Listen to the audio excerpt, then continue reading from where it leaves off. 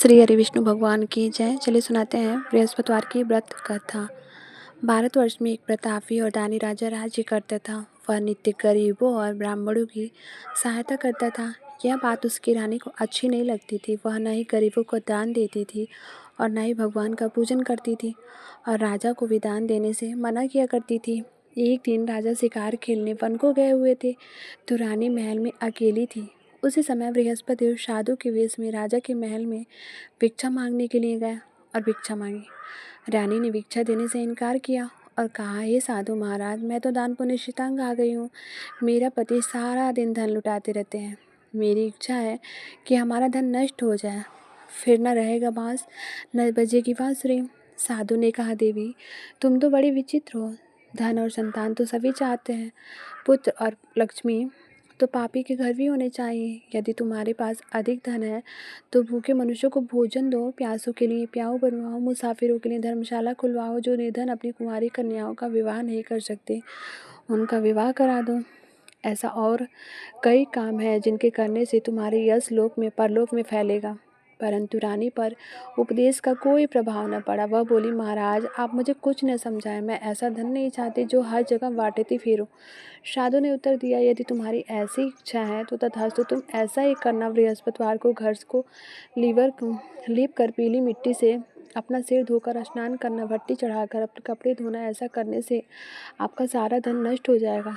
इतना कहकर वह साधु महाराज वहाँ से आलोप हो गए। साधु के कहे अनुसार बातों को पूरा करते हुए रानी केवल 3 बृहस्पतिवार ही बीते थे कि उसकी समस्त धन संपत्ति नष्ट हो गई। भोजन के लिए राजा का परिवार तरसने लगा। तब एक दिन राजा रानी से बोला कि हे रानी, तुम यहीं रहो, मैं दूसरे देश को जाता हूँ, क्योंकि यहाँ पर सभी लोग मुझे जानते हैं, इसीलिए मैं कोई छोटा कार्य भी नहीं कर सकता हूँ। ऐसा कहकर राजा परदेश चला गया। वहाँ वह जंगल से लकड़ी काट कर लाता और शहर में बेचता। इस तरह वह अपना जीवन व्यतीत करने लगा। इधर राजा के परदेश जाते ही रानी और दासी दुखी रहने लगी।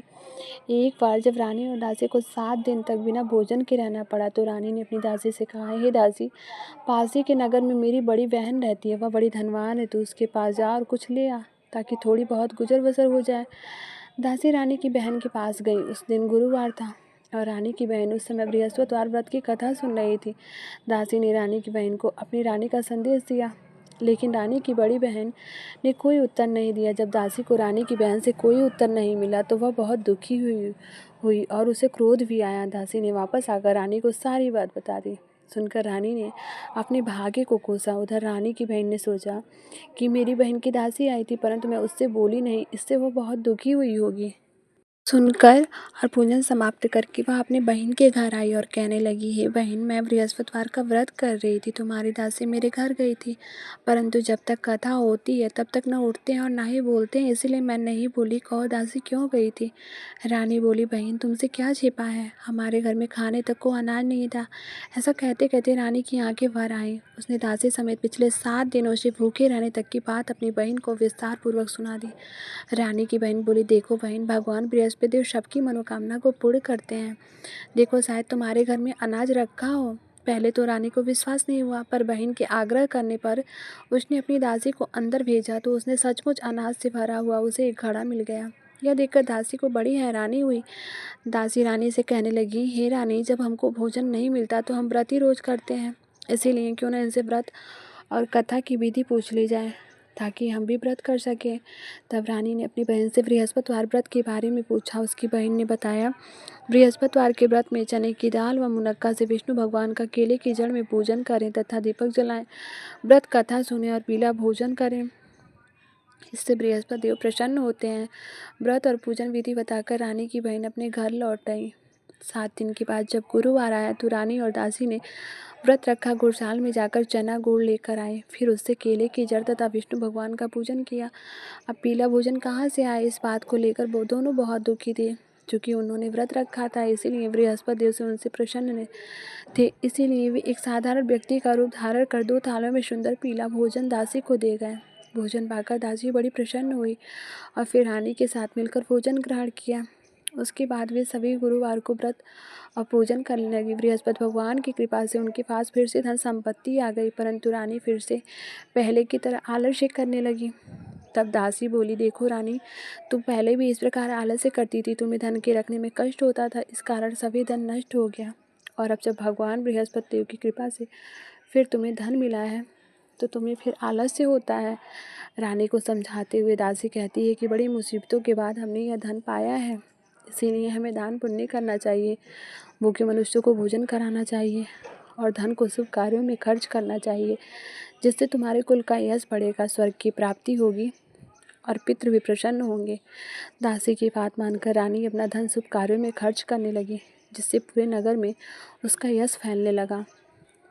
तीन राजा दुखी होकर जंगल में एक पेड़ के नीचे आसन जमाकर बैठ गए। वह अपनी दशा को याद करके व्याकुल होने लगा। बृहस्पतिवार का दिन था। एकाएक उसने देखा कि निर्जन वन में एक साधु प्रकट हुए। वह साधु वेश में स्वयं बृहस्पति देवता थे। लकड़हारे के सामने आकर बोले, हे लकड़हारे, सुनसान जंगल में तुम किस चिंता में मग्न हो, किस चिंता में बैठे हो। लकड़हारे ने दोनों हाथ जोड़कर प्रणाम किया और उत्तर दिया, महात्मा जी, आप सब कुछ जानते हैं, मैं क्या कहूँ। यह कहकर रोने लगा और साधु को अपनी आत्मकथा सुनाई। महात्मा जी ने कहा, तुम्हारी स्त्री ने बृहस्पति देवता के दिन बृहस्पति भगवान का निरादर किया है, जिसके कारण रुष्ट होकर उन्होंने तुम्हारी यह दशा की है। अब तुम चिंता को दूर करके मेरे कहने पर चलो तो तुम्हारे सब कष्ट दूर हो जाएंगे और भगवान पहले से भी अधिक संपत्ति देंगे। तुम बृहस्पतिवार के दिन कथा किया करो। 2 पैसे के चने मुनक्का लाकर उसका प्रसाद बनाओ और शुद्ध जल के लोटे में शक्कर मिलाकर अमृत तैयार करो। कथा के पश्चात अपने सारे परिवार वालों को, सुनने वालों को, प्रेमियों में अमृत व प्रसाद बांटकर आप भी ग्रहण करो। ऐसा करने से भगवान तुम्हारी सब मनोकामनाएं पूरी करेंगे। साधु के ऐसे वचन सुनकर लकड़हारा बोला, हे प्रभु, मुझे लकड़ी बेचकर इतना पैसा नहीं मिलता जिससे भोजन के उपरांत मैं कुछ बचा सकूं। मैंने रात्रि में अपनी रानी को व्याकुल देखा है। मेरे पास कुछ भी नहीं है जिससे मैं उसकी खबर भी मंगा सकूं। उन्हें कहा, हे लकड़हारे, तुम किसी बात की चिंता मत करो। बृहस्पतिवार के दिन तुम रोजाना की तरह लकड़ियां लेकर शहर को जाओ। तुमको रोज से 2 गुना धन प्राप्त होगा, जिससे तुम भली बात भोजन कर लोगे तथा बृहस्पति देव की पूजा का सारा सामान भी मिल जाएगा। इतना कहकर साधु अंतर्ध्यान हो गए। धीरे धीरे समय व्यतीत होने पर फिर वही बृहस्पतिवार का दिन आया। लकड़हारा जंगल से लकड़ी काटकर किसी शहर में बेचने गया। उसे उस दिन और अन्य दिनों से अधिक पैसा मिला।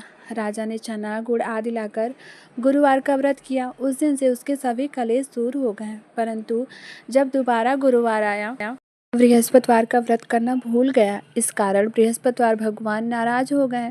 उस दिन उस नगर के राजा ने विशाल यज्ञ का आयोजन किया था तथा शहर में घोषणा करा दी कि कोई भी मनुष्य अपने घर में भोजन न बनावे, न आग जलावे। समस्त जनता मेरे यहाँ भोजन करने आवे। इस आज्ञा को जो न मानेगा उसे फांसी की सजा दी जाएगी।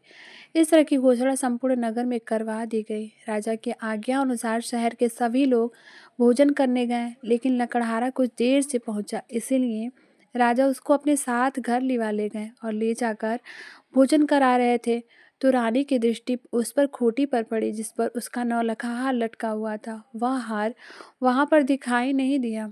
रानी ने निश्चय किया कि मेरा हार इस मनुष्य ने चुरा लिया है। उसी समय सिपाहियों को बुलाकर उसको कारागार में डलवा दिया। जब लकड़हारा कारागार में पड़ गया और बहुत दुखी होकर विचार करने लगा कि न जाने कौन से पूर्व जन्म के कर्म से मुझे यह दुख प्राप्त हुआ है, और उसी साधु को याद करने लगा जो कि जंगल में मिला था। उसी समय तत्काल बृहस्पति साधु के रूप में प्रकट हुए और उसकी दशा देखकर कहने लगे, अरे मूर्ख, तूने बृहस्पति देव की कथा नहीं कही, इस कारण तुझे दुख प्राप्त हुआ है। अब चिंता मत करो, बृहस्पतिवार के दिन कारागार के दरवाजे पर 4 पैसे पड़े मिलेंगे। उनसे तू बृहस्पति देव की पूजा करना, तेरे सभी कष्ट दूर हो जाएंगे। बृहस्पतिवार के दिन उसे 4 पैसे मिले। लकड़हारे ने कथा कही।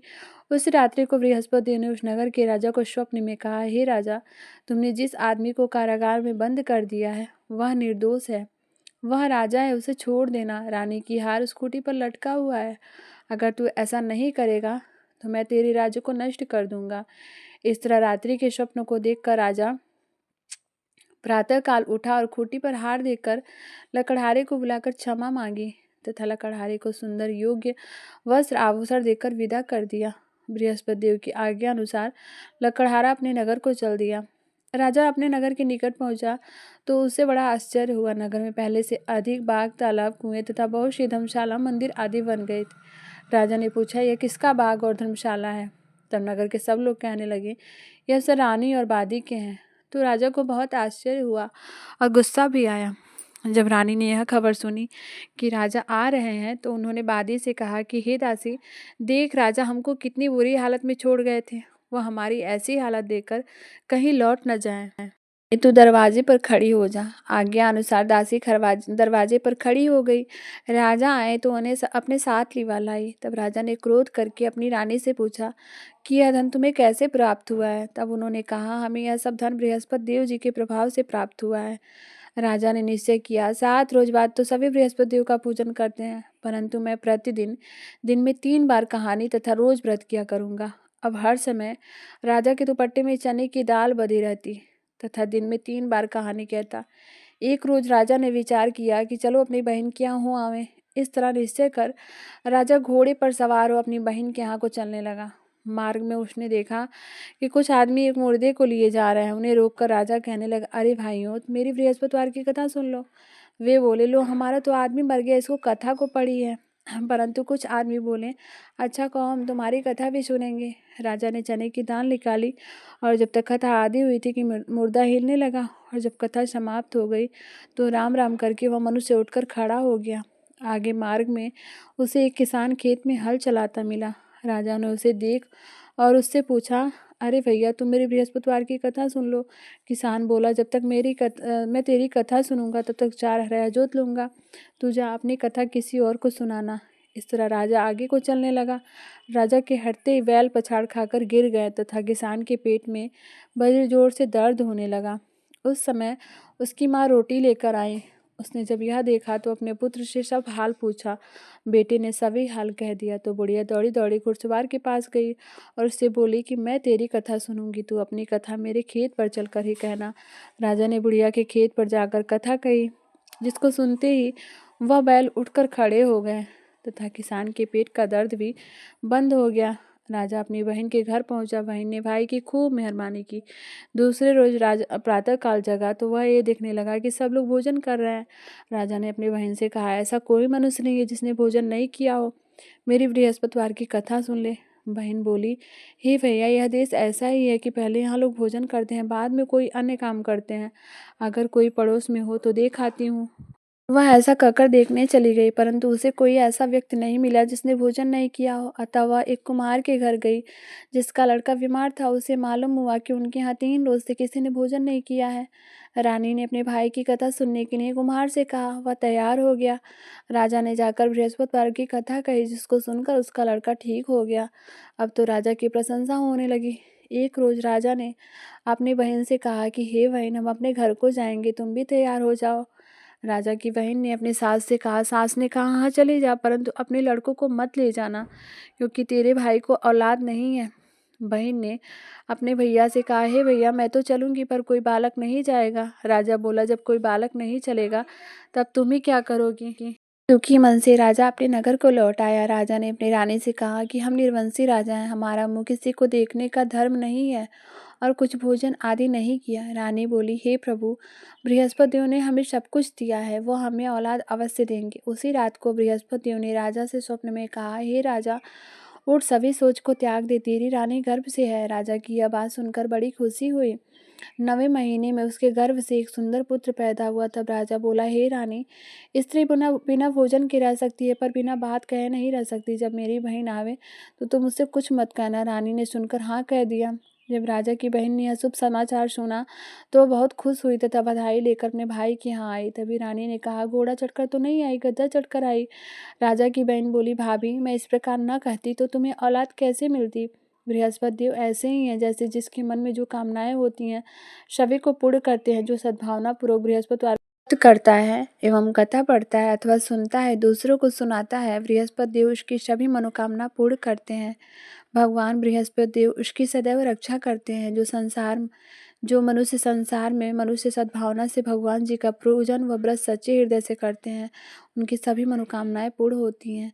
जैसे सच्ची भावना से रानी और राजा ने उनकी कथा का गुणगान किया तो उनकी सभी इच्छाएं बृहस्पति देव जी ने पूर्ण की थी। इसीलिए संपूर्ण कथा सुनने के बाद प्रसाद लेकर जाना चाहिए। हृदय से उनका मनन करते हुए जयकारा बोलना चाहिए। बोलो बृहस्पति देव की जय, भगवान विष्णु की जय। हमारी वीडियो आप लोगों को कैसी लगती है कमेंट बॉक्स में ज़रूर बताना। वीडियो अच्छी लगती हो तो व्रत कथा और कहानी चैनल को हमारे सब्सक्राइब करें, वीडियो को लाइक करें और वीडियो को शेयर करें। तो चलिए फिर मिलते हैं, तब तक के लिए धन्यवाद।